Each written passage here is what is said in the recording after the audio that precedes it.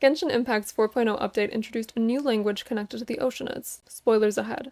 When we first encounter the Oceanid who calls out to Vacher, at the end of the encounter we receive an achievement titled Lenek in Fojovis. This is Hungarian, and the translation is very fitting. I would be running water, which directly correlates with the dissolved girls becoming this fountain Oceanid, which is certainly flowing water. Now here's what's interesting. All languages of Teyvat, excluding Hilichurlian, are based on real-world equivalents, but we have not seen Hungarian yet. Hungarian is also very, very unique.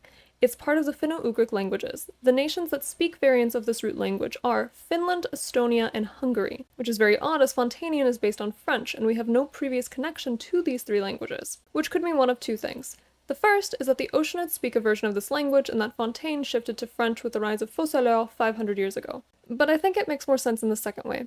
Vacher, while a French name for cowherd, is originally from Sneznaya. The Finno-Ugric language family has two other major groups that continue to speak their languages. The first is the Sami people, who live in far northern Scandinavia, and the second are the Nets, native to the Ural Mountains of Siberia. So perhaps this name is more a direct reference to Vacher than to the victims. But this is interesting as so far, Sneznaya has only included language and cultural references to mainstream Russia. But we know from Sumeru that MiHoYo is open to combining several cultures into a new Teyvat nation. So perhaps Sneznaya will in some part include the native groups of Siberia.